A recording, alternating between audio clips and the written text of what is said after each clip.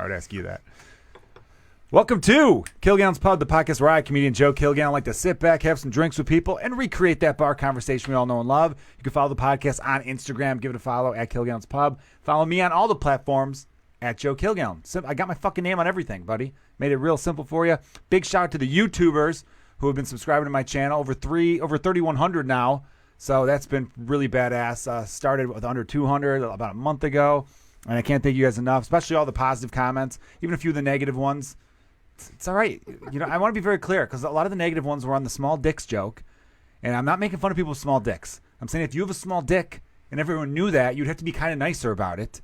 You know, there's people with big dicks who are assholes too. If you have a little dick and you're a good person, you're on the team. You're on the team. You're a good guy. All right. We want to play catch with you. We'll invite you to the cookout and all that shit. All right. I got a very fun one. I always like to start off with the thank yous. Also, Patreon subscribers. I haven't posted anything new in the last week or two, but I'm going to upload a bunch of shit this week. So if you're not a Patreon subscriber, get on that. We got a $3 tier called the draft beer tier and a mixed drink tier, the $6 tier. And it helps support the podcast and buys diapers for the babies. So no pressure there, right? All right, anything else they want to plug? No, we're going to get right to our guest here. We're doing a special Thursday episode. You'll be listening to this on Friday. I've got a very funny comedian, a dude I've known for probably like 7 or 8 years now, I feel like. The guy has got a great backstory, so I'm getting really excited about this. The very funny Chris Bader is in the house. How you doing, man? Good. I'm glad. Sorry it took me so long to get here. I mean, in general, because you've asked me 3 or 4 times. But I asked you 3 or 4 times, like, hey, what are you doing in 6 hours? I'm real shitty about that. I got to be better about planning things out. I'll have like a month where I'm like, I've got every guest for July. This is great. And then August will roll around. James will text me, going, who's the guest tonight? I'm like, I don't fucking know. Do you do it once a week or like a couple times a week? Once a week, but we've had a couple weeks where we've done 2. Yeah. This is a makeup for, I'm glad to do 2 this week. I would like to eventually start doing 2 a week solidly, but we'll see. We'll see how life dictates itself, being a father of 2 kids, 2 years old and under. Oh, man. Yeah, I got a 2.5-year-old and a now 4-month-old. So it's been a little tough. My other podcast, people who listen to comedians talking baseball with Mike Bryant's son, I owe you guys a lot because we've done like one a month. It's because it's over the phone. So there's just stuff like with this podcast, hard. I have to get out of the house, which means I could schedule it better. I could do it at night. Where with my comedian friend Mike Bryant's son, he's in LA. So at night, with the time zone difference, it's just really hard for us to do it at night. And during the day, it was easy before because my 2-year-old son takes big naps during the middle of the day. Kid's a good napper. But the 4-month-old, not really. It's hard to get a solid hour block without him crying after, he's a good sleeper at night, which is better. But during the day, he'll take like a 2.5-hour nap, but it's got to be on top of me. Like I'm holding him and he's sleeping, which is adorable as shit. I always tell people who are like, fuck kids, I'm like, have an infant sleep on your heart. You have 2 sons. I'll melt your soul. I have 2 sons, yes. How old were you when These balls only make dicks, you know what I'm saying? I make warriors, my friend. How old I don't were make you princesses. when you had Now I'm just being a dick. What's up? When you had your son, how old were you? I was 32 at the first one, and I'm 34 at the second. So maybe we'll have another one at 36. I think I want to wait. I don't know if we're going to have a third. My wife brought that up recently. And she initially was like, if we have a third, it's going to be a while from now. I don't, because, wasn't an easy go, the pregnancy, C-section. So it was a complication or 2 afterwards, but she was fine like a week later. But it was a rough go. She was in a lot of pain. My buddy Jim, my best friend, he just had his third, and we make fun of him. We're on a text chain with like all the married guys and me, of course. But and I was like, Jim, how much have you worked like these last 3 months? Because his bank that he works at, because J.P. Morgan got sued for not matching the maternity leave for the wife. So his bank has to match it. And she has like one of those tech jobs like at Pinterest. So he got 14 weeks. Nice. Like fully, which is crazy. I mean, comedians, we don't get that. But like he got 14 weeks. California gets 12 weeks. Because my son was born, my eldest son was born. It's weird to say eldest when it's a 2-year-old. He was born in L.A. We lived in Burbank, but Pasadena technically. And they get 12 weeks there. Illinois is only 8 weeks. Wait, the men get 12 weeks No, too? not the men. He got his man? No, the man got it. Oh, my God, that's amazing. Dude, the rest of the world does that. Listeners around the world are thinking, what is going on with America? We get it's like a weekend compared to, they get like 2 years off and All stuff. the big banks are doing it now because they're afraid of getting sued because J.P. Morgan got sued. He works at BMO Harris, and he just gets trashed by the guys. I wonder if he knows my cousin. He could. Commercial banking. He works, yeah. My cousin works at BMO Harris. He might, that's a Canadian bank, right? I don't know. I have no It idea. is, or is that Fifth Third? Anyway, no, I'm pretty sure it's BMO Harris or BMO Harris. Fuck it, I don't know what it's called. I don't know what it's called at all, man. But he gets 75 days off. It's crazy, fully paid. And I was like, so you're gonna have another one, like a fourth? Yeah, And why he's like, not? He's like, dude, I'm having a great time. I go work out. I have a nanny, and I'm like, your life isn't normal compared to everyone else. But yeah. Well, I'm a stay-at-home dad during the day, and then I do comedy and podcasts at night. So yeah, I can't complain about anything. I mean, it's literally what I named the fucking special. Can't complain. But it is exhausting, man. It is. It's tougher. I know it's gonna get to a point where when Dylan, the younger one, when he could actually do stuff, because he just turned 4 months. I mean, Sure. he can't do anything. Yeah. It's insane. Like, you know, I was at Timothy O'Toole's. We were shooting a thing for them because they're doing like a special Bears bar thing. And Angela, the one GM, she had her dog that was also 4 months. The dog was born a day before my son. And I remember thinking to myself, this dog's like an athlete, though. Look at this thing running around. You know what I mean? My 4-month-old can't even lift up his head. And I'm like quoting old jokes of mine right now. But it's when Dylan gets to the point where he's like crawling and walking a little bit, it's gonna be so much fun. Because with my 2-year-old, we play? He's got this Bat Cave thing. He calls it Batman House, but I'm like, it's the Bat Cave, but he calls it Batman's house. And we do like a game with it where like we get up a bunch of the figures, you know, and then I tell him, okay, these guys are trying to take over the Batman house. And unfortunately, he doesn't really have any villains, so I made the Flash a villain just because I'm like, I got to make more villains here for him. And then, you know, they play, they knock at each other. It's awesome. And then we got Ninja Turtles, dude, because all the shit that was cool when we were kids gets cool again. So, dude, like as a big kid, I'm loving it, man. I'm playing like toys all day long, and I'm watching cartoons. It's fun. I really thoroughly enjoy it. But when I have the 2-year-old being like, Daddy, let's play this, and I'm like, hey, I got to give him a bottle.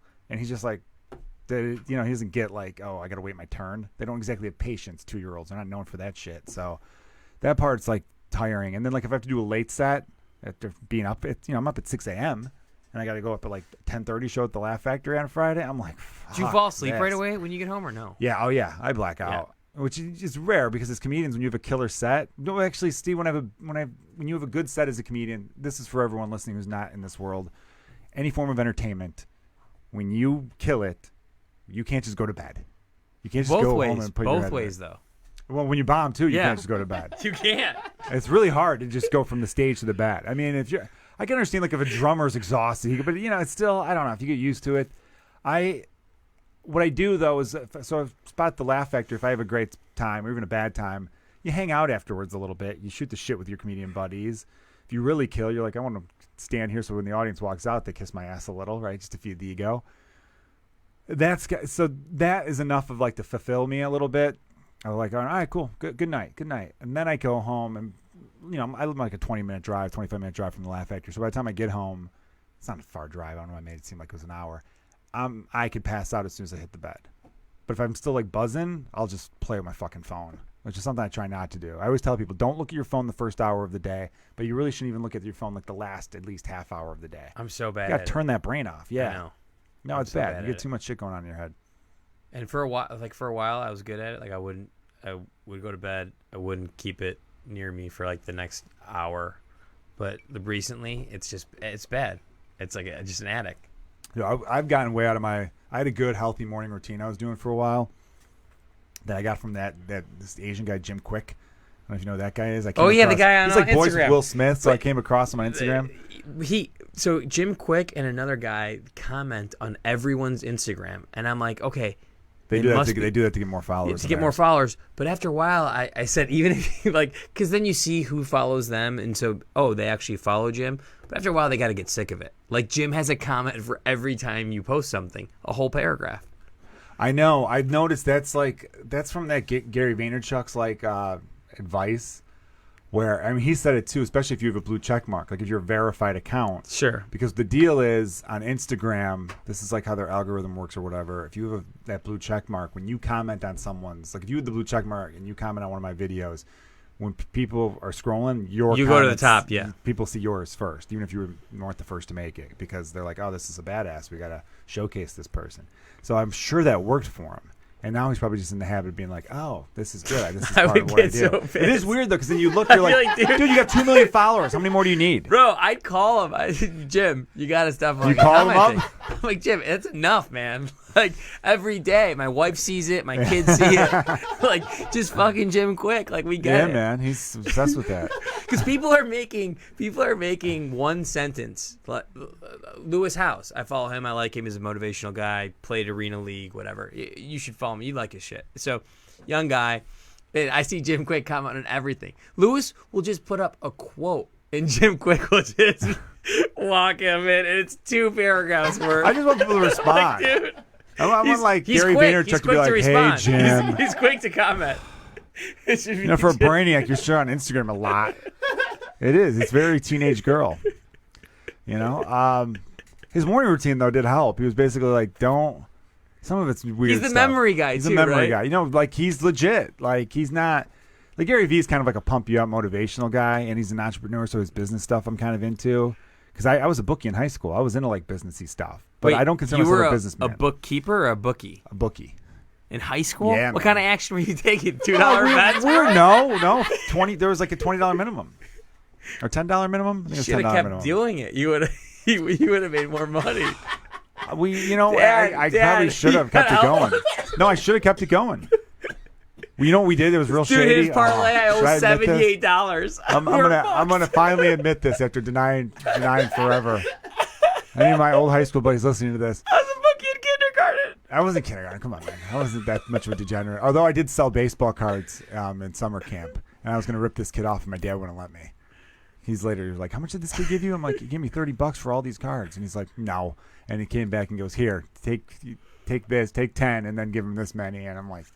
Because my dad was probably thinking, what if he took this from his poor parents or something like that? You know what I mean? Sure. We grew up in a Sure. pretty average neighborhood. So, anyhow, with the bookie stuff, I'm admitting that my shady move I pulled here.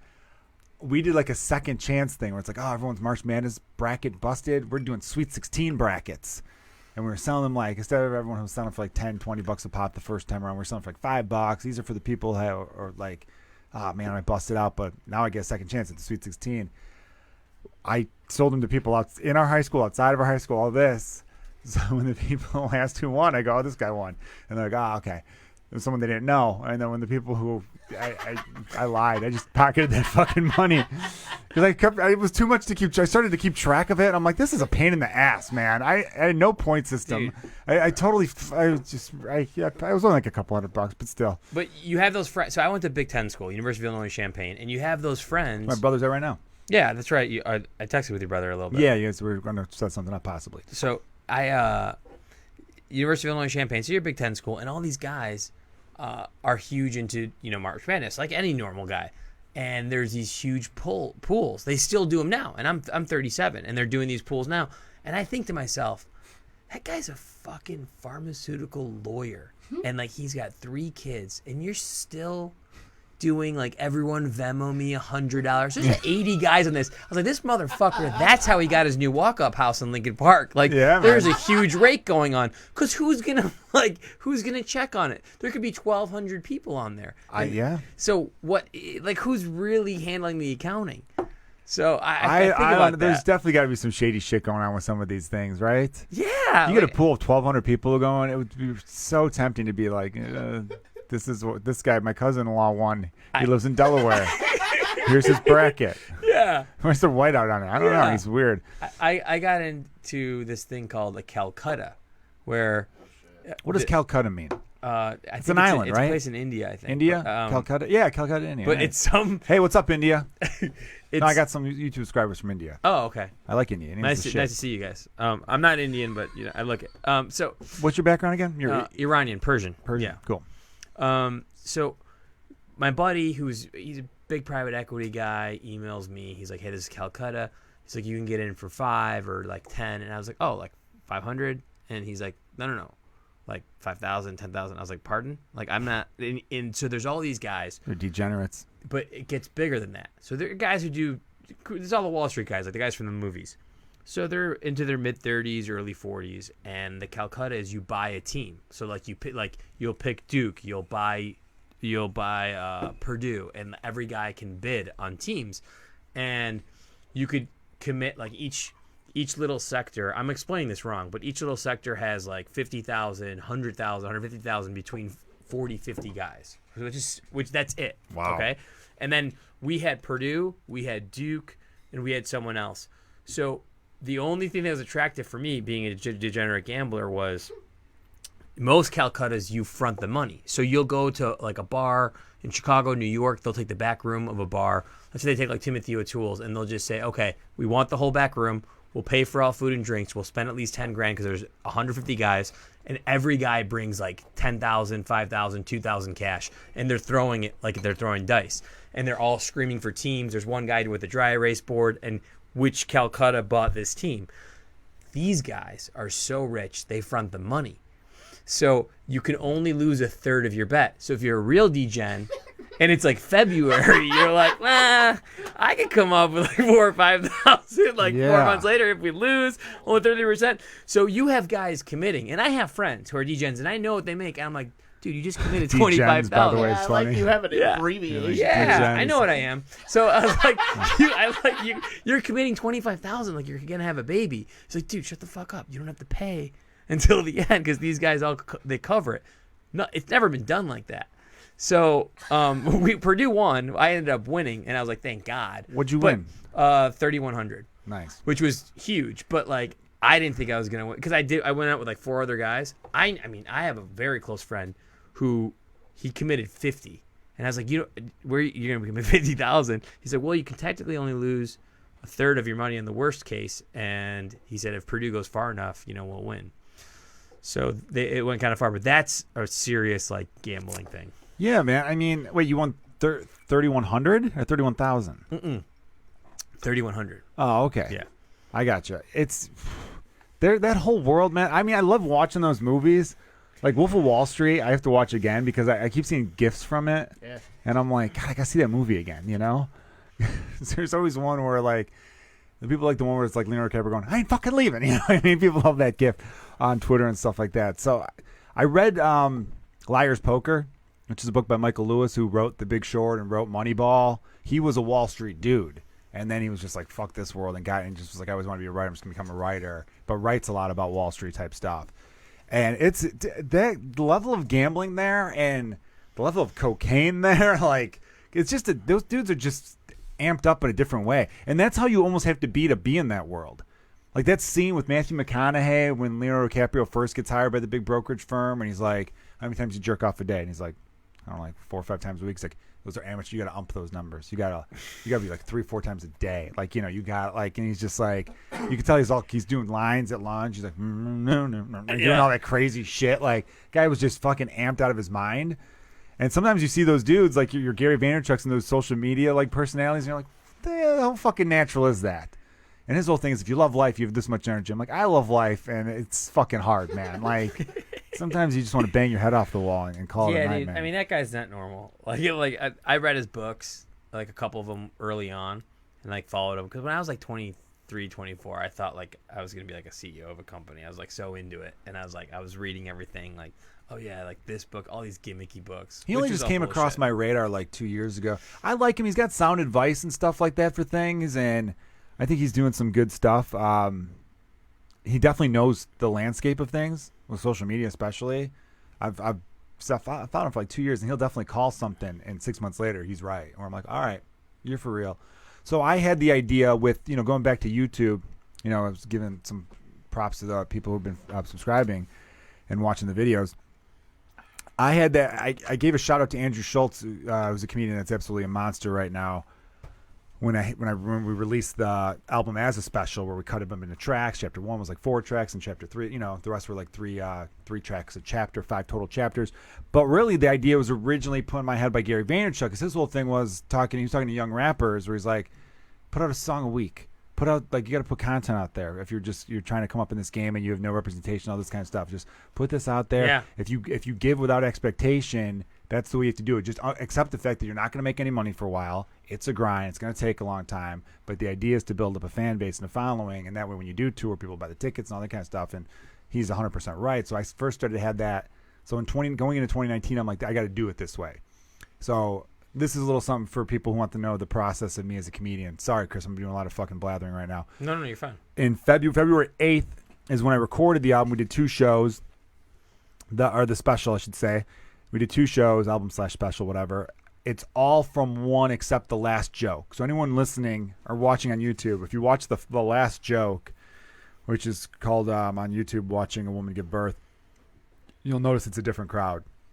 And that's because during the late show, which is pretty much what the whole thing's from, there was 2 gaffes. One I released today where the CO2 machine was going off for a long time in the middle of the set, and I did crowd work while they fixed it, and I released it as like a bonus today. And then at the very end, when I hit the punchline of the closer, some drunk girl went out the back. There's like a back door. There's a fire alarm door, and the fire alarm went off. So you could hear on the recording like win, win, win, win, win, right as I hit the fucking. So I was having one of those sets too. That sucks. And based on the reaction on YouTube, I don't think I'm that wrong because it's been like 95% positive. Sure. Like again, the only negatives are from small dick dudes who are upset I made fun of small dicks. It's like, dude, guys, you're really showing your hand. You know what I mean? I thought in my head, have you ever been like so locked in during a set? In my head, I'm like, when I hit this punchline, they're gonna stand. Yeah, I really thought that. Totally. And when they didn't, I got a little bit like mad, but then I heard the fucking siren going, and I'm like, I'm blaming it on that. But I really had in my head where I'm like, oh, I was so locked in. I think I had like 9 minutes left in my brain where I'm like, all right, you got 2-3 jokes left here. Finish these strong, and they're gonna fucking get to their damn feet. And I was like pumped to think that, and it didn't happen because of the siren. Anyway, though, so that was in February. We wanted a quick turnaround. My son was born in April, 3 weeks early because the placenta was in the way or some shit. But so I had this timeline where I'm like, 2019, this is what I'm gonna do, and it was backed up a little bit, but it worked out okay because I kind of wanted it out. I wanted to release the stuff on YouTube like before the school year ended, thinking if I could get high school kids who were constantly on social media into this shit, Sure, college kids before the semester ends, that would work out a little bit better. So the fact that we're getting this much heat in the summer, basically August, we released chapter 1 July 25th or something, and most of the videos have been released in August. I think that's a really good sign because I know people are just statistically on the internet less. Yeah, they're in outside. the summer. They're outside. Shit. You know what I mean? You're throwing the ball around and all that kind of shit. Are they though? I think. Or are we just on the internet all the time? We're on the internet all the time. That is fair. As far as binging goes, though, right? How many shows are you binge watching right now? I go through spurts. Yeah. I'll be like, oh man, I can't watch this. I'm not gonna leave the house. Look, And then James, I don't mean to cut you off, Chris. There's got to be a stat that's. I'm assuming that people are on less in the summer. I mean, they got to be. You are statistically more likely to be outside during the summer. Yeah. I mean, unless unless you're in a place where it's summer Well, year think about round. also- Unless it's like the fattest place in America, Well, and then so they wouldn't be that's outside as much because Texas. you don't that's want to sad be out. me. Is Texas the fattest state in America? Pretty sure it Really? is, yeah. Is it? It's not a Midwest state. Like 20 years running, I think. And you I don't want gotta to get down to Texas, If it's man. that hot, Texas heat, like you can't be that fat and be sweating like that. I got to do some stand up Oh, in shit, Texas. I you're want to go right. there in the winter. Illinois, you're right. Illinois is the fattest state. Holy shit. Are we really? 30. I've been 1%. fucking gaining weight lately too. I'm attributing to it. You, me, both, my man. You're in better shape than I am, I bet. I'm gonna guess that. So yeah, I kind of adopted Gary's thing where I'm like, all right, in 2019, I'm gonna fuck with his idea of just throwing your content out there without caring. And I've had a few comics be like, hey, aren't you worried about burning material? No, I'm not. And I got part of that from Schultz when he was talking about his thing where he's like, a joke's like an avocado. You cut it open, it's got a short shelf life. Like what it's, Sure. So I think as comedians, we're just so sensitive of or so insecure. We got to hold on to our material. Now, obviously, you want to hold some stuff back for like the live shows. That way, if people like and they see you, they want to get some new shit. But they also want to hear a hit or two. I've done a show where someone came up to me afterwards and she's like, "Hey, how come you didn't do that joke?" And Sure. I'm like, "Oh, because I saw you were here. Remember I said what's up before the show?" I'm like, "Oh, I'll give you a completely different show." And you're like, "Yeah, but I brought my friends because I told them about that joke." So I was like, "Oh, damn." I'm like, I feel like you just went to go see Billy Joel and I didn't play Piano Man. You know? You know what's weird to me is because I'm on such a low level of doing this, and not low where I don't I know that I'm funny, but low where I'm not really. I just started last year, 7 months ago, right before December-ish, going out of town, trying I'd go doing the road? Yeah, I'd go to LA, you do showcase sets at the Yeah, I Laugh saw you a Factory. bunch in LA. But I did a couple rooms in New York. I was like, I told myself, get out of your comfort zone a little bit more. Don't just do, the Laugh Factory comedy part, which are clubs that I love, but don't just do all these clubs around here, go other places and just grow a little bit. But what I'm saying is, when you do showcase sets constantly, and probably some New York comics who weren't on the road that much could attest to it, you're just doing 15. Like you're doing 15, 20. 10, 15, 20 here or there. And there's like 7 guys in the lineup, 6 guys, girls are on the lineup. But what I'm saying Unfortunately. is... Right? Come on. I went back to like 4 years ago, 5 years ago. And there are landmarks I always do that are still there. But a lot of it was jokes I forgot about. Like because I wasn't recording, I wasn't putting out clips. But it was material that was getting big laughs, but I don't just do anymore. Because, like, you kind of just, when you're just in this rotation, you just shed it. And that, I'm talking about me, like, because I'm not doing 1 hour. Well, everyone's got their own way of doing things, though. Yeah, I mean. And I don't think, obviously, everybody wants to be a national headliner. Everyone wants to sell out clubs. You need road work. You want to go on the road. You want to have a full schedule. But it's going to be interesting with YouTube and how it is now, where you do your 15 and then you release it. You release it like your 2.5-minute bits. You do another 15. I believe you could, if you just have 15 for 3 months and then a new 15 for 3 months and then a new 15 and then you just release it that way too, where it's not this recording in front of an audience for an hour. Yeah, I've got the clip I'm going to release this week because I'm committed to releasing one new stand-up clip every Thursday, at least one. Sometimes I'll give you 2. I'm committed to doing that forever if I can, and then podcast clips throughout the week too, and other random funny stuff I could come across. Like the clip I'm releasing this week is a new joke. I mean, the joke's only about, I've been doing it for maybe 6 or 7 weeks, and I got it. I said at Laugh Factory earlier this month, and I got it on film, so I'm like, oh, it looks good.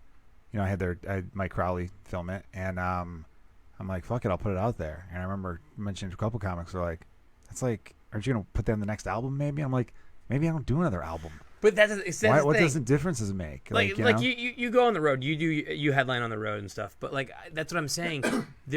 Not that it's a niche, but that's what we could do. Like we can just release these.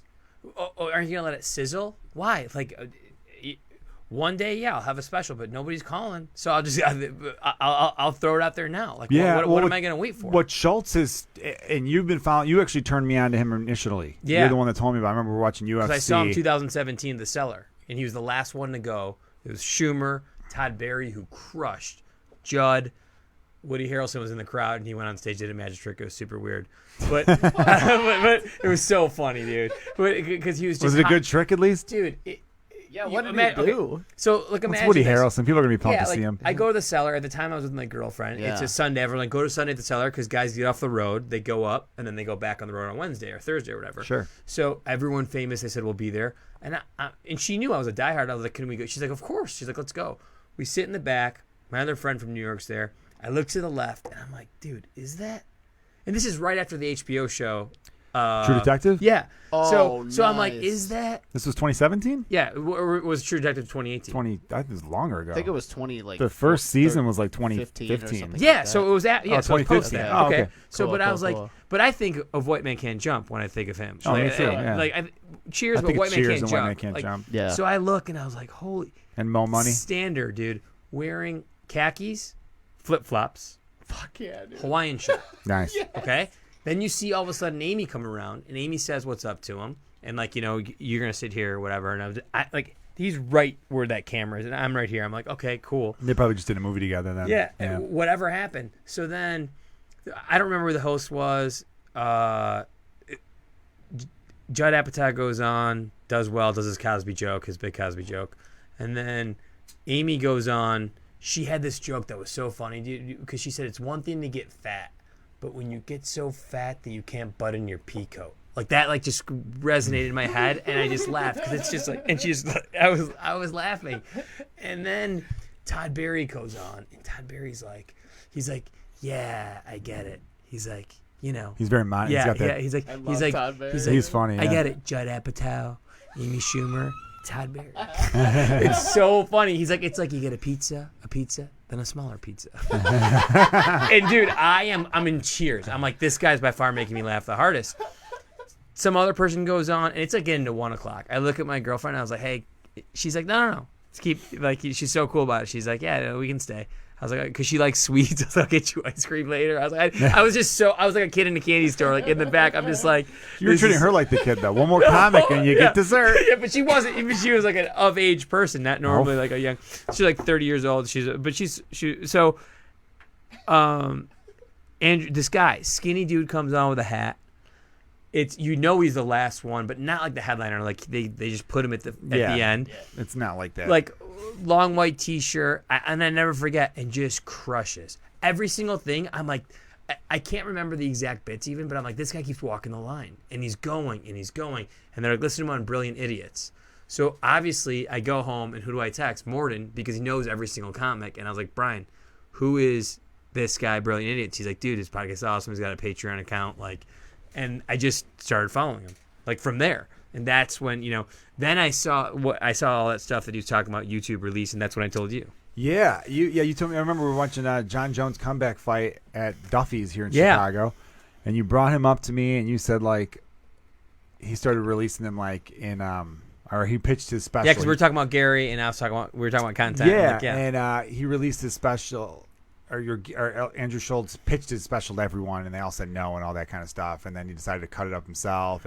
And what stuck out to me was the fact that he said you could learn a lot about comedy by talking to people who aren't in comedy.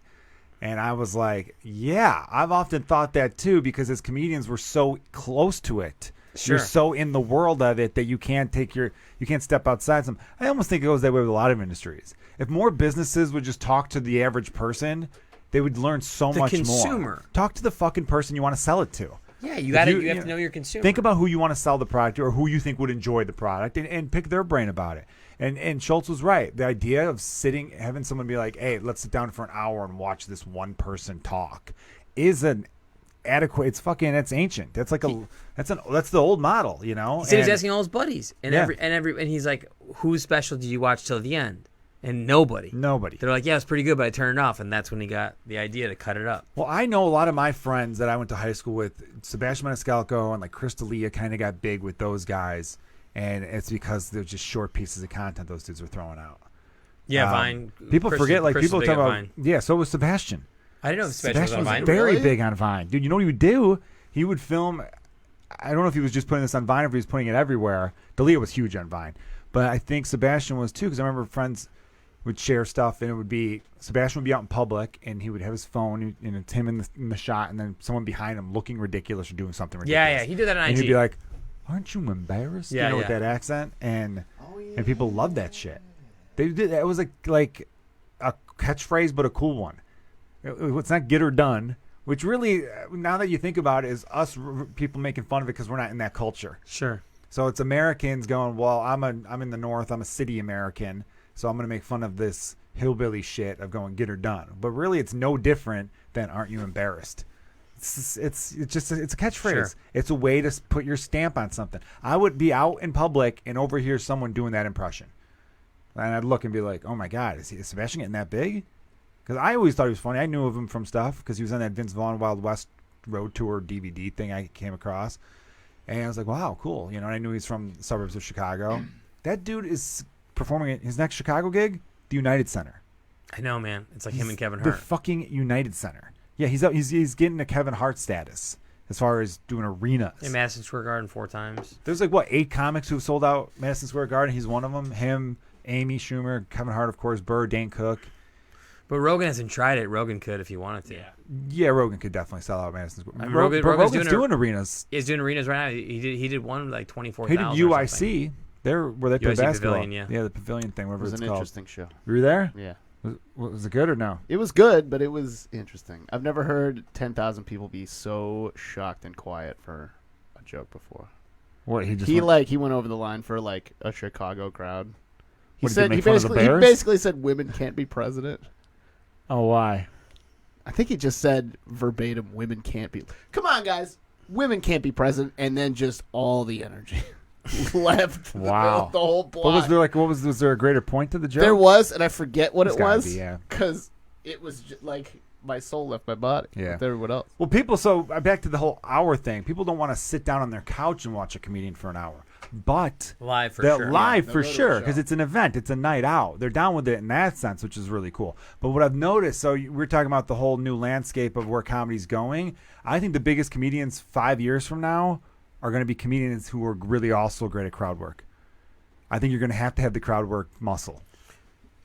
Todd Barry had a Netflix special Of all crowd work. Yeah. So it was he interesting. do that crowd work, or was Well, it Schultz just came a- out with one. Yeah, like called crowd work. Yeah, So I that was know. I interesting. didn't think that was original when he did that. It was originally did it because it was like he dropped in. Andrew Schultz, everybody, check out his YouTube stuff. I've never met the guy, but I give him a lot of respect though because he seems like someone who gives a shit about comedy and has been like, hey, this worked for me. Super funny, man. Do this. Yeah. I like people who are like that because I think, and this applies to any career, any job. If you know something, fucking pay it forward. You know, I feel like a lot of times people are like, ooh, I found my own little, I learned start, up, down, select, right. I learned 30 free lives in Contra before anyone else. I'm going to keep that shit to myself. Where it's like, no, come on. Like, you know, if you know something, help someone out. So I know when I learned this, any comic I came across, I was like, here's what you got to do. I don't think anyone's competing against each other. I really think that's a stupid way to look at things. I think as comedians, you're competing against yourself the way golfers compete against themselves. Obviously, you want less strokes than the other people. You want to be funnier than the other people so you stand out more. But there's no defense. You know what I mean? That's why I can't just, like in golf, there's no defense. And, you know, I can't run out there and block a golfer shot. So that's why they say in golf you're competing against the course, not the other golfers, because the course is the defense. In comedy, the defense is our own fucking crazy brains, most likely, and all the other shit you can't control. So I feel like if you know of a way for comedians to get their voice out there and get their, because my whole thing I've been griping about, like in LA, I just felt like I was unlucky. Was I, or was I not working hard enough? I don't know. I thought I was doing a lot of the hard work I was doing before, but I felt, I already know the answer. I wasn't working hard enough. Because this is what I would do. I would do like whatever popular show. I would do the Laugh Factory, the Hollywood Improv. I was, regular there. I'd hang out at the right spots. And then when I did the shows that supposedly industry hung out at, they weren't there. I would do UCB, Upright Citizens Brigade, like the Put Your Hands Together show. No agents were there when I did it. No managers. So I remember being like, all right, cool. I'm doing this hot show over here. Like I just had bad luck. So I'm like, I came out here to be seen, and I'm not being fucking seen. So, why am I here? But I now realize I wasn't working hard enough because I could have been like, you know what? I'll get in front of them. Where are they? Where are they going? I'll stalk. I don't want to stalk people, but you know what I'm saying? I will hunt these motherfuckers down. I know where fucking CAA's offices are. I know where they are. Wait, outside. I'll stand right outside UTA. Fucking WME. These are all initials for big agencies and shit like that. By the way, I've been rewatching Entourage. I mentioned that briefly on the other show. I'm on to season 6 now. Is that where this is coming from? You're rewatching? Rewatching Entourage. I started. What I've been doing? I've been binge watching shows that I've already seen some of, but can't remember the whole thing, or maybe I didn't see to the end.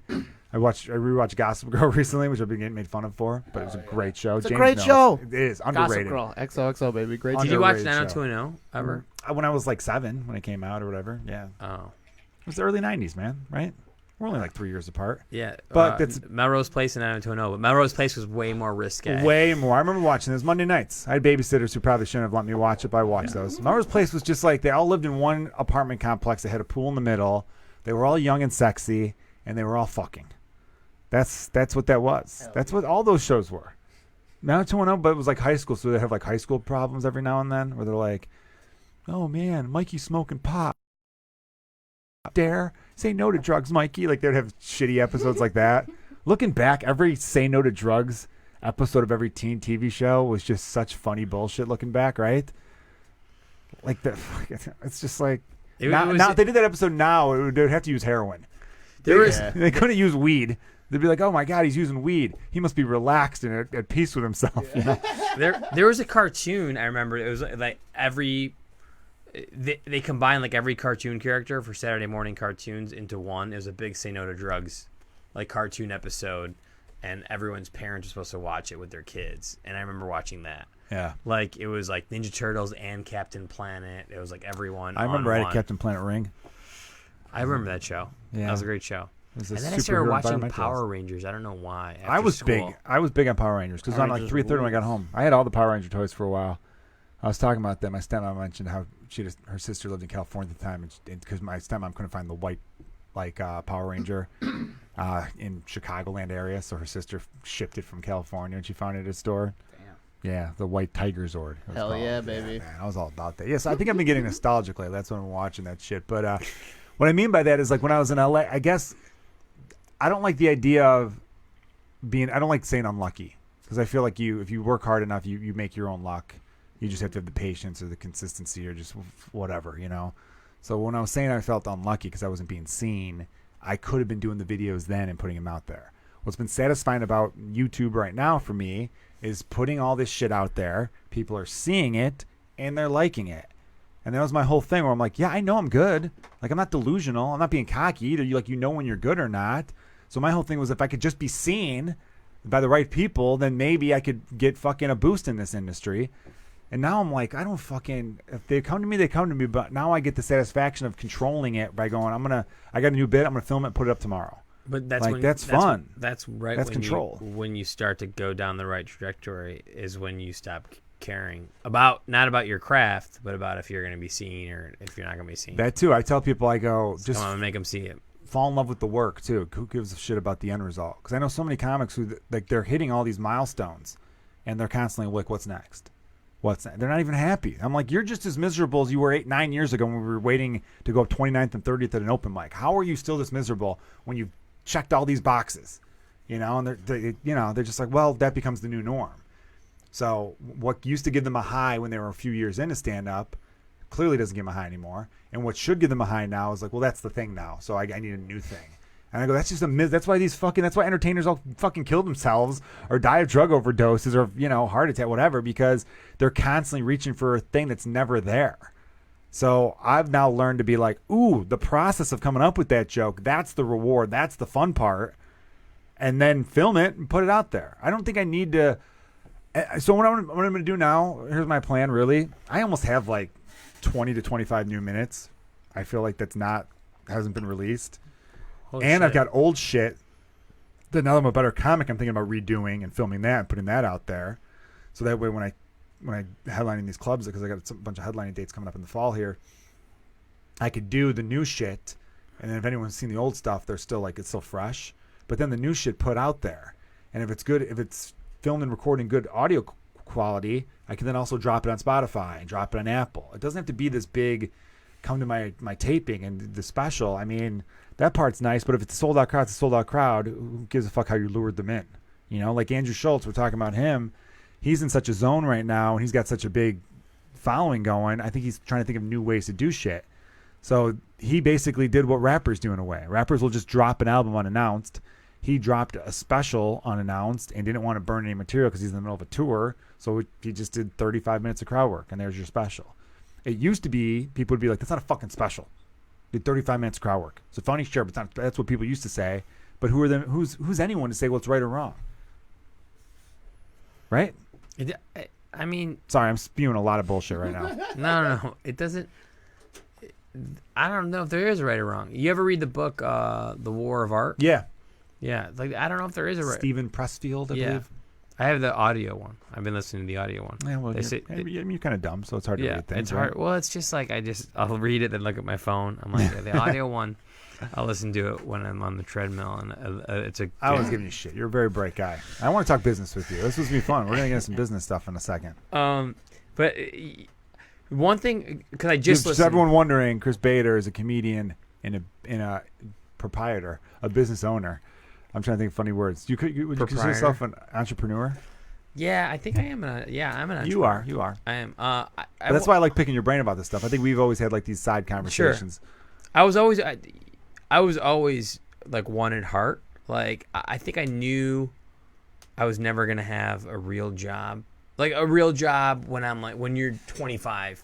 Like a job where you work for XYZ company and you're just an employee. I think I always kind of knew that too. Anybody could do. I have nothing against it. And a lot of people who do, because you always think someone else's grass is greener. Like I envy it because I was like, man, you don't have to take these risks. Yeah. But they have the same problems. They have a shitty boss, or like everyone has their own shit. No, there's plenty of people. Like, yeah, I don't hate on 9 to 5s. I just don't think it was right for me. They're right for other people. Other people do it. They kill it and they love it. They got their holidays and weekends off. That sometimes sounds great. Now that I'm a dad, I'm thinking, shit. I'm gonna be in fucking Cleveland when my kids got like a little league game that I want to see. That's gonna break my heart when those days arrive, right? Yeah. So I cut you off though. You were saying about the there were these kids across the street from me whose parents they weren't absentee parents, but like they would go away for the weekend. The oldest brother was like in charge. There's 5 boys, and they were allowed to buy like whatever they wanted. And we lived in like a middle class neighborhood, but like my parents were pretty strict about what was in the cupboards. Like they wouldn't allow Twinkies and garbage food. Like you had to really beg for it if you wanted to get it. So I was like, we'll make food in the house. You can't have. So I would go across the street because the 5 kids would do whatever they want. Like first cigarette, first drinking, first everything took place in that house. There's like, always the one family, yeah, man. I'm the one telling family, you. dude. Every neighbor is that one family where they're like, that's Dude, what we're getting high. And I was like, you know, it was like 5 white kids. I was the brown kid come over. They'd say all kinds of like racial slurs to me because they thought it was funny. And like, I didn't understand it. I'd go home and call my dad those things. And he's like, well, where'd you learn this? Real quick, did it hurt your feelings though, or you didn't care? No, not coming from them. Hurt my feelings when I was like in 6th grade. Because they were your friends, right? Because they're my friends. That's what I wonder real quick. I don't want to cut you off from the story, but I'm worried. Are we going into a place where friends feel like they can't bust chops that way anymore? Just depends. You got to know your friend. Like, no, I mean, obviously, and you got to check in with friend. them. You got to like check in yeah. with them, and you have to say like Louis calls Chris Rock the N-word, like because they're they're friends, boys. yeah. Like, and he says he's the only guy I'll allow it because I think it's funny when he says it. Now, I'm not black. Like I have no stance on that. But what I will say is, people would make fun of me, and when I was a kid, I didn't really get it. And then when you get older, like when I got in my 20s and like while in my 20s, I was like, I don't know, I'm like basically white. I'm Iranian, but like I was born here, all this stuff. And then you're like you get tan easier, and you see all these upsides. But when you're a kid at like an all white school, even like me, like, and everyone's calling me Indian, I'm not Indian, so I have to say I'm not Indian. Did you notice you weren't different? Yeah. Did you notice that you were different? I used to have my dad drop me off before we pull up, like in 6th grade. I think about it now, I feel bad, but I would have him drop me off, and he's like, I know why you're having me drop you off here, because you want people to see me. He's like, it's okay. I know you don't like how I look, but you'll understand later. And I'm like, no, it's just everybody doesn't look like that. So I'm like, can you just drop me off here? Well, who wants to be part of the norm? I think it's cooler to be different. Well, when you're a kid, that's all you want to do is be part of the norm. That's when true. you're a kid, if you go through puberty first, you feel weird. If you're taller than people, you feel weird. Shorter than people, you feel Dude, weird. I felt awesome. I was Yeah. like, pubes, chuck them out, boys. I got hair. These kids across the street from me had anything they want. So they'd buy tongue splashers and airheads, like from Sam's I like the Club. airheads. Airheads were cool. So I said, hey, like your mom puts it on the Sam's Club card, right? He says, yeah. So what does your mom pay? And I like saw the receipt. It was like, whatever, $20 for a tongue splasher thing. I said, okay, I'm going to borrow these. I'm going to take them on the bus. But then I'll give you the 20 back to give to your mom. And he's like, huh? And my buddy Greg's like, what do you mean? I was like, just watch. So we go to the bus stop. Every kid on the bus, because I knew there were kids like me who couldn't eat that at their house, so I'd sell it. Nice. So every kid 50 cents. So I come home for like $75. It is for like 6 months, and my mom found out. But I was always paying the neighbors back. And I had all this money in my room, and mom's like, what are you selling? Like, what are you doing? You're 12. And I was like, no, I found a way to make money. And my dad was like so proud. He's like, that's good. Nice. I was like, Dad, and I paid her. I looked at her receipt. He's like, yeah, you learned that from me, not from your mom. It's a business ethics. Yeah. But I started like that. I'd always look at it like a box. You saw a hole in the marketplace, and you filled it. Well, I was just like, there's always a way to make money somehow. And so I would always kind of reverse engineer. Even in college, like when I was 18, at school, you have no money. I went to like the student activities office. I told them why their activities are off. And I said, this is how you can raise your activities. And it'll be student happiness. You guys just have to give me this $300 a week stipend. And then I pitched the guy who's head of finance there. And they liked it so much that they did. So I was like the richest kid at college because I was getting $300 a week. Yeah. And I kept doing that. And then when I got to Illinois, because I transferred from Lincoln College to Illinois. Did you play soccer at Lincoln College? No, I just went there because I had really bad high school grades because I just didn't study. Because that's a junior college, right? Yeah. But I just know people I just who didn't went want there to play home. sports. Yeah, really good sports players there. Yeah. Wrestlers I was friends with. A lot of guys were like Volleyball, too, for girls. Volleyball, soccer. All went to D1 like after a year or 2 years. Yeah. And then I went to Illinois, and then at Illinois, I went to the bar, the guy who managed the bar. I said, hey, do you do parties where it's packages? And he's like, no, it's illegal. You can't do packages, like all you can drinks. I was like, yeah, but I read the statute in Champaign County, and you can. It's got to be sold 24 hours in advance. And then I just started selling packages, and you said it was like a party 24 hours in advance. So it was the first time on campus, this huge campus of like 30,000 kids, they could do all-you-can-drink parties. So you were paying $15 for 4 hours all you can drink, and you couldn't do that before. and then I have the bar pay me, and that's how it all started. Dude, that's incredible. Like, see, I like business. You know, we did the bookie thing. We did that kind of stuff. But I always felt like I was missing that extra gear of, like, I agree with you. There's always a way to make money. I think It's easier said I just than need done. that passion. I have to have a passion behind it. Some people could just be like, all right, this is the, you know what I mean? The passion for me was not making the money, was the how to make the money. I like doing the bookie because I'm like, oh, cool, I got 7 games to check on tonight. Sure. That was fun. I didn't like, you know what I mean? Obviously, I wanted to win. You know, the competitiveness of it I liked. But I didn't really, if it was someone's like, here, go make money doing this, where I'm just shifting numbers from one area to another, I wouldn't be able to do that. When we were talking earlier about those dudes who, like the degens, as you call them, those like crazy finance guys who are in that world of like high stakes gambling and, you know, they're stock market guys and they're like, you know, fucking get up and go. They're all probably doing cocaine every other day and all that kind of shit. Those dudes have that like obsessive personality that I think you need to succeed in that world, because I think every billionaire has got like a little bit of like a sociopath tendency to them, a little, you know what I mean? Because I think they get obsessed with watching the numbers go up. Sure. Because most people, the average person, if you said to them, hey, you're going to work tomorrow, 1 day work, $10 million. What are you going to do? He's like, I'm taking the next 4 years off. I'm going to do jack shit. I'm going to lay on the beach and do this. Those dudes are like, I'm going to take that 10 million, and here's how I'm going to make it 30, 40, 50, 100 Sure. million. Like, that's just kind of like their mindset. And I'm not saying it's right or wrong. There's no, you know, you do whatever makes you happy. But you kind of need that. I think you need that extra little bit of. I don't know if it's sociopathy, though. I've seen like, yeah, I guess what you're saying is the correct way of saying that, but They're definitely more sociopath billionaires, but it doesn't. I think I read that book. It's called the Psychopath Test by Jon Ronson, who's written another good social media related book called. Did you get your score at the end of the book? Yeah, I'm cool. Okay. I've got anger Were you problems, 14, but 15? I can't remember. I read the book like 9 years ago, dude. But I'm a sociopath. Okay, I'm for planning sure, on for fucking sure. cutting your throat later. So I think that's I think the difference between a sociopath and a psychopath is a psychopath will cut you, but a sociopath will just rob you blind or something. I don't know. Yeah. But there was just like a checklist of all this kind of stuff they had, and most of these, like Donald Trump for sure fits it.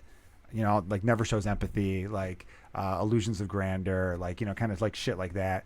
But he also wrote a book called So You've Been Publicly Shamed, which is about all the shit that's going on right now, essentially. But he wrote it like 2-3 years ago about this call out culture on the internet, this mob mentality of just like, oh, someone tweeted a bad thing, let's make sure they lose their job. I don't get that shit. You know what I mean? Unless they're tweeting, I like fucking little kids on the weekend and their job is daycare supervisor, you know, like, then yeah, let's get them away from their job. But people making like a tweet 7 years ago and 7 years later you found out, oh, they made fun of Chris Bader from the suburbs of Chicago, and he didn't know any better. Like, he's just a poor little Persian boy, and now he feels bad. Like, you know what I mean? I was fucking around. But I just, the book was nuts because they talk about a situation. Sorry, why did I bring up the psychopath test? Oh, yeah, the Billionaires. Yeah. Yeah, I don't know if it's, I'll try to stay on that thought a little bit longer. I'm so tired, guys. Sorry that I'm being fucking weird right now. Bader, I think you're looking at me like, oh, yeah. No, you're not being weird. I'm listening. I got to get that second gear going. I'm not against any of that shit, but I think you need that. But I also am fascinated of taking that side of business and bringing it to an art form and seeing how you could almost better the art form. Because I think what Schultz is doing is kind of bettering stand-up. Sure. I'm not talking about content-wise, but with distribution-wise. Although I like a good amount of his jokes. I haven't seen a ton of it, but the like 6 or 7 clips I've seen are pretty good. Although a good friend of mine recently was like, do you like him? And I'm like, because I think she saw I liked one of his tweets. I'm like, I don't know him personally.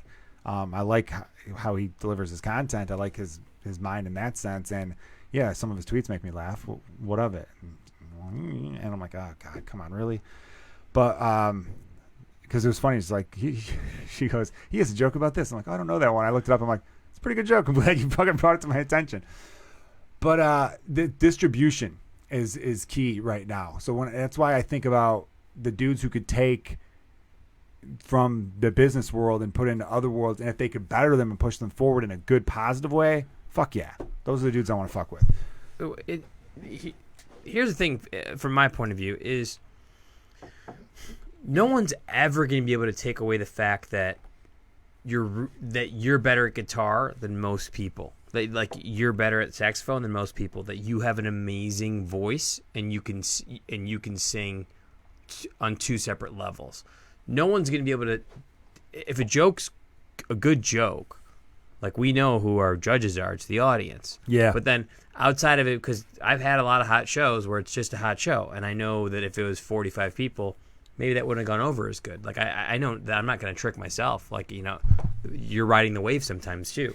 But if your comedy's undeniable, so if your stuff's undeniable and you're able to get in front of people, it's only a matter of time.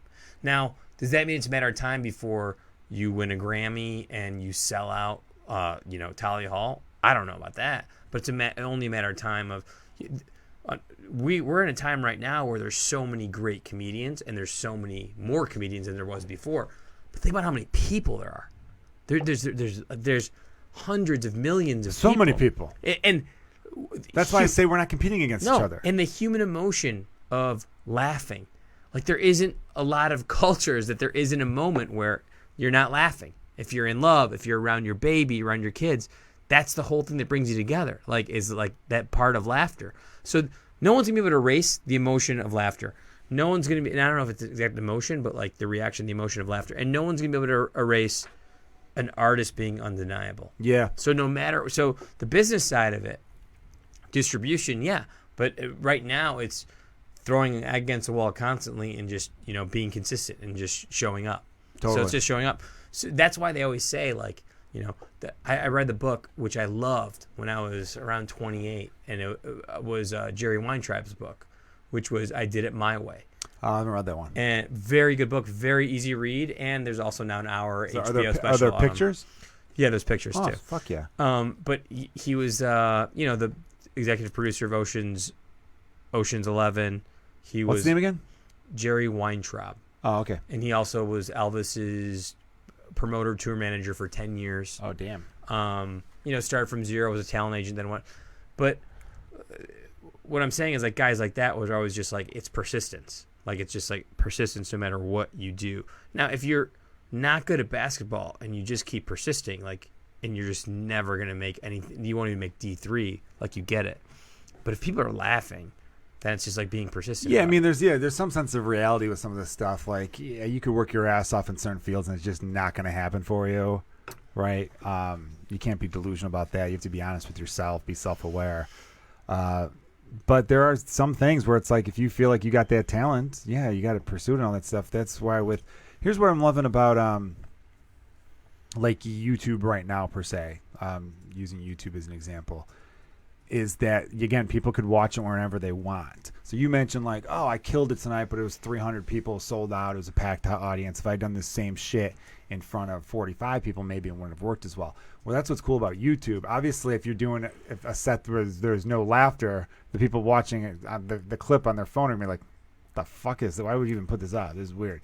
But what's cool is, like, people are consuming it. So say someone might be watching one of my jokes on the other side of the world right now, which also I love what you said about how comedy is universal. It is. I that's one of the reasons I really love comedy. House of Blues in Chicago right now is like my favorite room in the city because it's the most diverse. You're up there, you're killing, and you're literally looking at a sea of everyone from all, and it's downtown Chicago, so they get tons of tourists. Sure. You get like, oh, those 8 people are in from Norway, and these people are in from Spain, and you got these guys are in from Korea, and like, it's just all this, and everyone's fucking having a good time. It's that's why comedy is absolutely the best, and I think Schultz mentioned on a podcast too that a lot of people learn English from like watching Family Guy reruns or Simpsons reruns and shit like that because it's comedy, But as I was saying though, with YouTube, so you're consuming it on your phone, right? So maybe you're on your way to work, you're on the train, you got your fucking earbuds in, you're like, oh cool, this got recommended, popped up in my feed or whatever, check it out, and it's 3:00 in the afternoon. The people in the audience were watching this shit at 9:00 at night, 9:30 at night. They got a few drinks in them. It's a Friday, it's Saturday, or whatever night it is. So they're on a different level than you're on. So what I've noticed about that is that's why some people are a little bit more critical on YouTube with certain stuff that they don't like, because they're just a little bit more like dialed in. But what also is cool is I'll have people comment and they're quoting parts of the joke that don't always get a huge laugh when I do it live because they're noticing the subtlety because it's right in their fucking ears. Where when you're there drinking and like you're in the, you're live, you're in the moment. I'm not saying who's having a better time, but I'm saying how they like it goes in their brain. Because it'll be weird. Someone will quote being like, "This line had me in stitches." I'm like, it's funny. As comedians, we know this. We'll have a line where like, "This line's great," but it just kind of does okay when we do it. Sure. You know what I mean? The number of comedians where I'm like, your favorite punchline is not the audience's favorite punchline or favorite tag. Like all the time, they'll be like, "Hey, when you said this part, I was fucking rolling." I'm like, "Oh, good. I'm glad someone appreciated that." Because if you listen to the audience, they kind of just go, "Oh, maybe because they're still laughing over a previous line or whatever the fuck it is." But on YouTube, they see every one of those things. They really fucking digest it. And I kind of dig that, actually. But then it makes it so that some dick's going to be like, "Oh, you didn't enunciate that word well. Were you trying to say pencil or pretzel? I'm not sure what you said." There's always going to be trolls or people. Yeah, I mean, look, their own insecurities. I've had people tell me, "Do not read the comments at all." And I go, "No, I'll read the positive ones." And they're like, "Well, how do you know it's positive until you read it?" Though that's a good point, James. You should have said that into the microphone, sound engineer. He'll talk every now and then with the mic. How can you tell, There Joe? you go, buddy. Let's be a pro. Thanks. Appreciate it, James. I can't tell, but I read them all. And if it's negative, I just know how to handle that. So it doesn't affect me. And people are like, "No, it's bad for you." Also, by the way, if you want to see Joe handle negativity very well, please watch the latest clip on his YouTube channel when a ice machine heckles him. Or was it the CO2 tanks CO2 of the machine pot heckles mixture him. for the Coke and the Sprite and all that My kind of favorite thing ever. shit. You love it. It's my favorite clip. My dude. buddy Mike Bridenstine messaged me today going, "Dude, that was amazing." He goes, "Brilliant move releasing that. You should have actually left that on the album, though." He said I should have made it a bonus track on the album. Not in the order, though, but it should have been like after the closer as a bonus. But I'm like, I like it. To me, it works better as video. It's better in video. It should be both. I was glad that we released this bonus content the way it is. I'm telling you, I'll tell you, I know the numbers right now. I got my first month's sales from the actual album. YouTube, 10 times more people have seen it on YouTube than bought it. Hell yeah. Fucking 20, 30 times. It's how many people are fucking listening to comedy audio-wise? Not that many anymore, man. I know what it takes to be number in your one. car on like Sirius Radio. If you're on a long road trip, you might, in the same way you listen to a podcast, you're like, "I'll check out this album." I get that, but I just think that form is slowly fading. I'll always still try to release shit on there because it's just like another thing. You should. And there's nothing wrong with it. It's there. But as far as like, Abby Sanchez, I told him he's a fucking idiot for not filming his. He recorded an album at a great spot in a great room, and I'm like, "Dude, you got to film this." And every now and then I'll hear people ask me about the recording, or the audio, and I'm like, "Film the fucking thing, dude. Who gives the film is more important than the fucking audio." It really, I mean, obviously the audio is important, but I'm saying as far as releasing on Spotify and iTunes and all that shit. Which is crazy because it's almost like our sensory, like our senses have changed where like humans want to watch the comedy. They don't want to listen to it, but they want to listen to long form podcasts. Yeah, they do. So they want to listen to the podcast. They want to hear conversationally people make them laugh and the podcast, but they're like, "I'm not going to fucking listen." Like, what is it, Steve Martin? Is it the 70s? I'm not going to listen to the album. Yeah. Like, I'm not going to listen to the record, like, while I'm cleaning my house. They want to listen to the podcast, but they want to watch the comedy. I can't. Someone smarter than me, I should have on to break down the psychology behind a lot of this shit. I mean, it's probably like fascinating. It's a presentation. You're watching a comedy special. It's a presentation. Like it's built for you to watch. A podcast is just two jagoffs in a room, like right now. I'm listening definitely. I'm listening to you guys right now. I don't have my phone off really, but I'm bringing my phone out just to check something real quick. So what I've found very fascinating. And I was telling you this a little bit, James, but we didn't really get into it. Yeah. I released 16 tracks the last 30 days, essentially 16 clips of my stand-up. The two worst clips as far as number-wise are the two shortest. I got a clip that's like a minute 20 and another one that's like a minute 50. And those are the least views of the 16. And I can't figure out why, other than maybe it's too short. I think there's a sweet spot. YouTube rewards, not that any of your clips are this long, but they reward 10-minute videos more than anything. Do they? Yeah. Really? I gotta research So those are like that. that's gonna have to be like the tour In order of like to- putting on makeup for weird. 10 minutes. Yeah. I believe, in order to fully all the monetize 3.5, a video, 4 minute clips. it has to be 10 minutes. And they will come after you, be like, "Hey, man, do you want to monetize this?" Much more frequently if it's 10 minutes or longer, I think. Pretty sure. I don't know if you're correct on that. I think I am. Say that again. If your video is 10 minutes longer, 10 have minutes or 10 longer. minutes or longer. Yes, you have a greater chance of becoming monetized for those videos. You know, on you don't YouTube. become monetized. You have to sign up for it. Right, but like you can. Like, I And think you have to qualify. Yeah, qualify to make money. Right. The qualifications. Also, you have to have a certain amount of subscribers. That's before you can the do that. qualifications. The qualifications. What is it? Are you have to have at least 1,000 subscribers and over 4,000 hours of viewing, meaning people have viewed you for over 4,000 hours in the last year. That's a lot. I qualify. You do, okay. Yeah, I have 12,000 hours, Okay. and which is really all in the last month, and I have now 3,100 or something like that subscribers, so I passed that no problem. But here's where I fucked up. I submitted. I got a thing back going. I did not. They won't monetize me. It's because there was a couple copyright things. Now, two of them I forgot. One I made a video about. So everyone listening, I was on a morning show in September of 2015, and the Cubs were like on their way to the playoffs in 2015, and they were like, "Oh, you're a big Cubs fan. Let's talk about that." I was at Jake Arrieta's no hitter in LA, and so I was on this Chicago local morning show, and one of the jokes I made on the show was, "Oh, I'm married, but my wife wants to have kids." But I told her we won't have kids until the Cubs win the World Series. I said this on television. We will not have kids till the Cubs win the World Series. And they're like, "Well, we're hoping this is the year." And like the two hosts gave me these little Cubs onesies and all that shit. So I have that part of the video. Then I said September of 2015. Then I insert November 2nd, 2016, and I cut the Cubs the last out. So I took MLB's content and put that in there, right? And then the next was my son was born in February of 2017. So I stayed two. The Cubs won the World Series. We had a kid 4 months later. I timed it out. People were like, "Oh, you got lucky." I'm like, "No, I knew." That got flagged by MLB because I took their copyright, right? Can you take that down I and took it down. resubmit? Yes, but I have to wait a fucking month.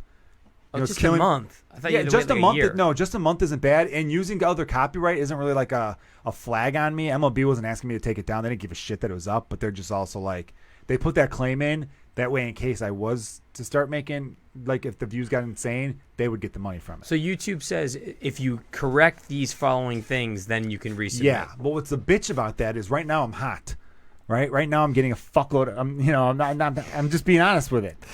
You're seeing the numbers. You're the one that's You bringing- are I'm getting hot. 25,000 to 30,000 views a day. Yeah, but you're thinking about this the wrong way. I'm not mad about that, but I'm just saying Hold I'm on thinking now. about it like it's lost money. Why? You're Why not. is- No, it's not. Why aren't I thinking? Well, no, it is. I can't backtrack. No, but the money you're gonna make in 3 to 6 months from people coming to see you to get tickets and stuff is gonna be way more. Than the Well, opportunity cost loss that you think you have now. Well, yeah, of course. My thing is though, that socialblade.com. You Yeah. could see if I would have been monetized this last month, I'd be making probably about $1,000 off of ads because they give you like a range. It's a weird range though. Yeah. It's fucking the widest range I've ever seen. You maybe can make 100 or 1,000. But what's the experiment of the guy who doesn't use the YouTube monetization for a year? How much faster does he grow? Because they're like, Doesn't hey, matter. this guy's ad free, this guy's ad free, Yeah, this guy's ad free, this guy's ad makes free. a huge difference. In Gary talks about that. Building content, I would say. How do you know until you click on the fucking video if there's an ad or not? Well, you can. Well, it's okay. Well, here's how. For real. When you click a video that has ads, you see the little yellow bars in the middle of the video. So some people, a small percentage of people, let's say, but sizable enough because it's anyone, will click away from it because like, oh, I can just watch something else. Or the ones that stay and hang out or that return because there's no ads. I'm playing devil's advocate. No, I gotcha. I hear you on that. I didn't get into YouTube for the fucking ads. It was brought to my attention by a couple people going like, dude, you're getting a fuckload of views now. Have you monetized? They both asked, have I monetized? So then I looked into the monetization because I thought, well, fuck yeah. I mean, I might as well. Why wouldn't I? Sure. It's another revenue stream. I looked into how to monetize, and they have the system on YouTube's website. And I qualified. I'm like, this is great. But I didn't realize that I had 3 videos that had fucking copyright claims. The other one was an NFL video. It was like this. I was doing this fantasy football show on Facebook Live, but I made like a little 55-second promo. Me and my buddy Hank Thompson made. And on the promo, we have the NFL's bum bum da da da da dun dun dun dun dun. That whole fucking Thursday Night Football theme. I think NFL hears. They have software where if you use music, it automatically will know. You know what I mean? Like if you put a video out with a fucking Oasis song, they would know. Oh, you use this song, so therefore they will get the money from it because we know you're all this shit. But they don't really mind. It's not. They could put a strike on you for that, but they don't really give a shit for that. Here's what pisses me off the most. The third claim, my joke about oral sex, which is the biggest hit I have. It's got like, it went from fucking 2,000 views to 212,000, where the fuck it's at right now, in a month. Maybe 5-6 weeks. That video, which would definitely be cashing in for me right now, has ads on it already. On TuneCore, which is, because that clip is off my first album, but I only just released it on YouTube a few months ago. TuneCore, which I get the money from it though, so it's fucking frustrating, but I want to get that all in one spot. They put a claim on it because they don't know. Their computer system just sees that one of my tracks is being used. They don't see it's being used by fucking me. So that's what's frustrating. The third copyright claim is me against me. TuneCore is like thinking, oh, we got our artist back, man. They're like hitting me up going, hey, someone's using one of your fucking jokes, but don't worry, we got it. We got him. And I'm like, no, dicks, you got me. And you're fucking me. I can't monetize my entire channel because you dickheads put a claim against me. As far as YouTube is concerned, I'm stealing from myself. Yeah. So it's annoying. I mean, I would have appreciated it. Like I get them as a company being like, oh shit, we don't really see, like, it's not that fucking high tech. But anyway, I don't know why I went on that fucking tangent about that though. But where the fuck are we going with that? YouTube monetization? I don't fucking know, man. I am so tired. I need to apologize to listeners right now. I have not been at my best in this podcast. Sorry, Chris. I normally am way funnier and more entertaining, and the conversation flows better, but I am exhausted, kids. What now shows? there's just dead air. What shows you got this week? I am at the Laugh Factory tomorrow at 8 p.m., so if you're in the Chicagoland area, please come on out to that shit. What else we got? Sorry, I'm looking at my shit here. I'm there at 9:15 on Saturday. Oh, cool, man. That's good. Well, how long are we doing the podcast for? We're going to wrap it up early? It's an hour. Yeah, we kind of have to wrap. We kind of have to wrap? Yeah, all right, sorry. well, could we go like a few more minutes? Yeah. Because this just seems so unprofessional, just wrap it that way. I didn't even get into the shit I really wanted to talk to him the most about. Let's do it, baby. I thought this was good. I'm sorry, Chris. I feel defeated. No, I feel like I feel like we were doing good for a while. We're and then good. It's a good We're episode. good. That's what these are for. No, because I really like Chris. If I had a bad episode with when Merritt was on, who gives a shit? No, I'm kidding. I like Merritt. I'm joking. It was a joke. She was last week's guest. That's why I used her. If last week's guest would have been fucking Toby, who's in the other room, I would have said his name. You own a few bars. Yeah, I do. Public houses. Drinking establishments. Yeah, I What is your favorite part about that? it's weird because it's like this double life for me where I don't talk about it a lot among comics or comedians because you just like people, they'll respect you less as a comic because based on the struggle. Not the great comics because they They want free drinks later. They want that. I'm joking. No, but they're like they get it. It's like, hey, just like you're doing 10, 15 sets a week, so am I. I'm working just as hard as you are. Like, so dumb. Like all day you're getting stoned and then you're trying to act like I'm an owner of all the Laugh Factories when I'm not. Like you're just saying starting rumors. God damn. So, I know. No, that was a rumor. Yeah, dude, I heard that. Indie rooms wouldn't book me for like 5 years still. And then I'll hear about it like in the back room meetings. They're like, oh, well, he owns all this stuff. And then people will start sticking up for me and they're like, well, can you follow him? like, are you as funny? Like, I don't know. It's weird. For some reason, comedians who I love and hate at the same time. One of my favorites is in the room right now. Toby McMullen has been on the podcast a few times. What's up, Toby? I love Hey, Toby. Joe, great to see you again. Big fan of the show. Yo, Jamie Masada, let me get some Laugh Factory spots if I can, please. Thank you so much. See, I wish I had that kind of energy right now. Toby, I've been shit on this whole podcast, but Chris has been carrying the load. The fucking comedians have this. If you worked like, I'm a garbage man during the day. Fucking real comic, dude. Yeah, He's got a shit job during the day. Yeah, dude. That's my guy. I know. But if you have like a successful day job, they fucking hate you. For It's sure. like, and it's the ones who are like that. It's never the greats. You know what I mean? Some pretty good comics will think that, but they're always stuck in that level of pretty good. The greats will The say, B- comedian thinks like you have to fucking work at a warehouse and hate your life, you know? and we're talking about Which I did. Chicago because New York and LA No, they're LA on and New York different comics are like that in a way too. But- There's always cheating. Sure. Like if you're if you're a good-looking person, people are like, "Why do you do this? This isn't for you. This is for me. This is my thing."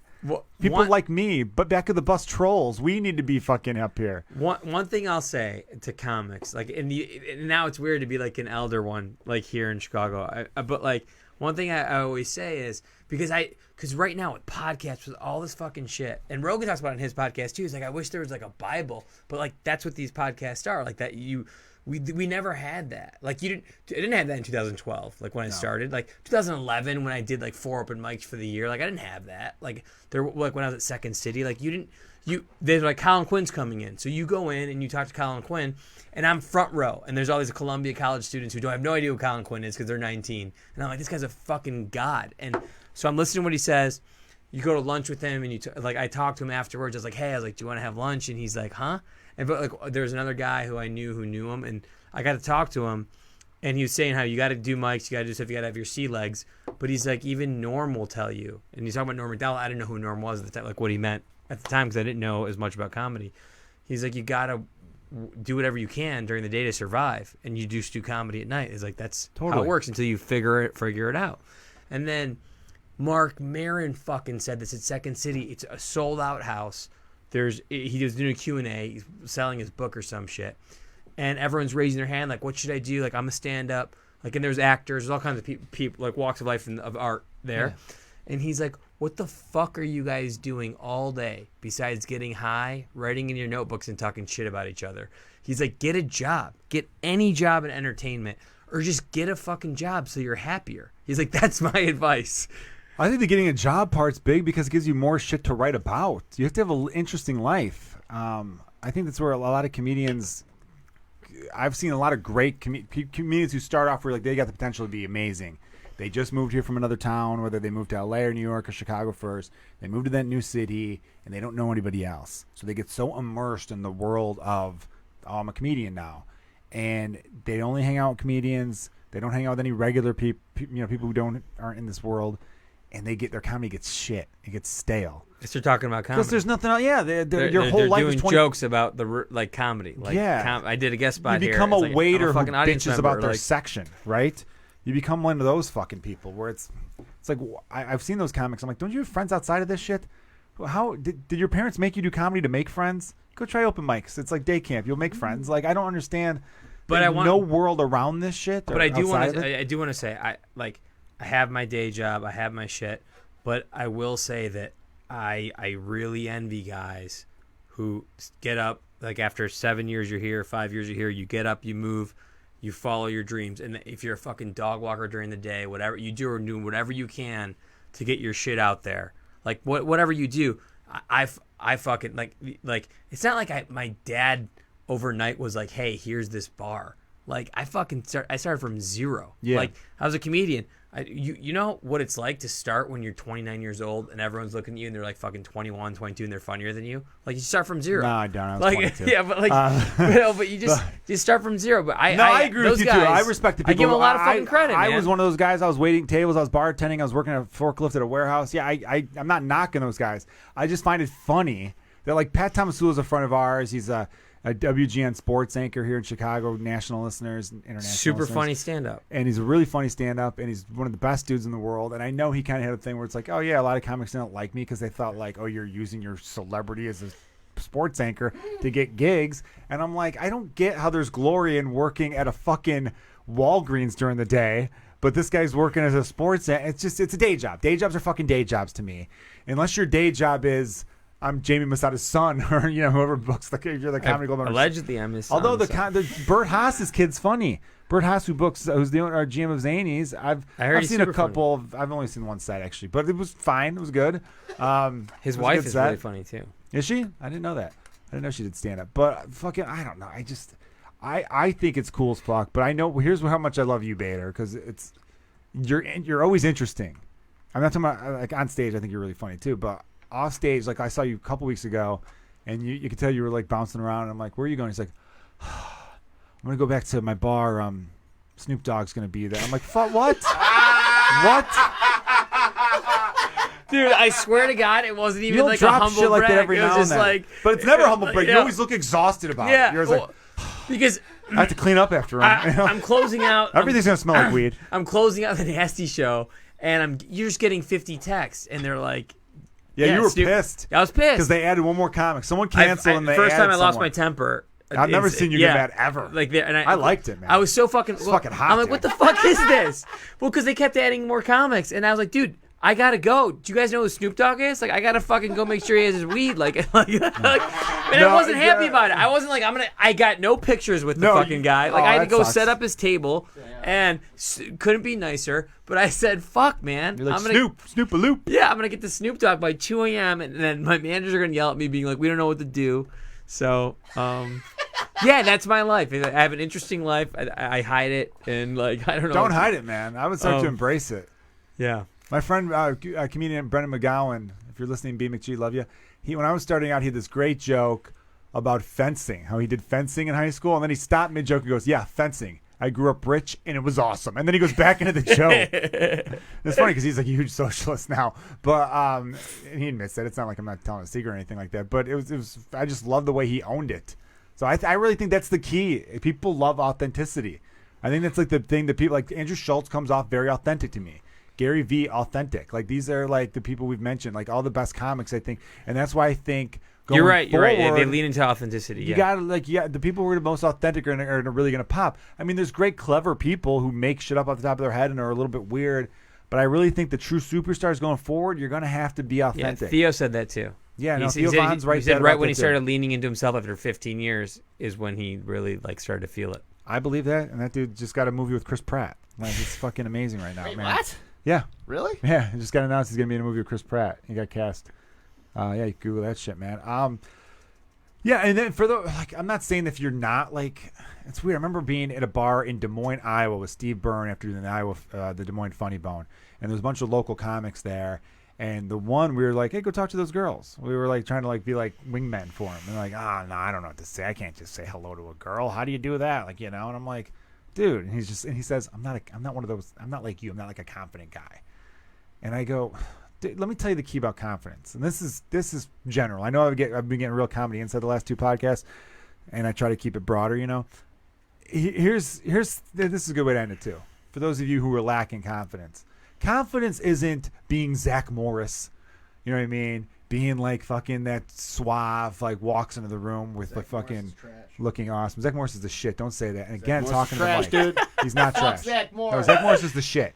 I saw those Funny or Die Zach Morris's trash videos. I could dispute every one of them. Oh, a bunch of nerds. Like, there's an episode of Saved by the Bell where he fucks a homeless girl and they try to turn it around like it wasn't the coolest thing in the world. Like, fuck you. Come on. How she lame was is Funny or Die? homeless. Yeah, and he banged her, dude. Oh, homeless girls don't need dick? Homeless girls don't need dick. Don't ever talk shit about Zach Morris on this podcast again. I'm serious, man. You and I are tight, and I love you forever, James. And, like, you know what I mean? That's... Like, you're a producer. You're not a co-host. So I have to back you up if you're going to talk shit about Zach Morris, man. I'm telling you right now. That guy's the fucking Fine, best. it's your show. All right, I love You you, can be but wrong if you want. don't do that. So listen, with being confident, the one dude was like, "Well, I'm not like one of those fucking dudes." I'm like, "Listen," I said, "Dude, you're all wrong. You're all wrong. Here's what confidence is." I asked him, "What do you like?" I go, "What are you into?" He told me what he was into. I go, "Yes, be proud of that."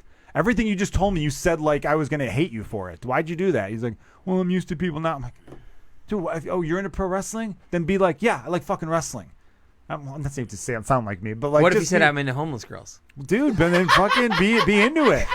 It's just basically owning what you are. What you are, you got to own, man. If you're into homeless girls, then fucking be into. If you're into homeless girls, find them homes. What are you, an asshole? Like, that'd be weird to be like, I got this homeless fetish. Are you gonna house them? No. I give if them I a house shower. them, I'm no longer I attracted. build to them a them. house.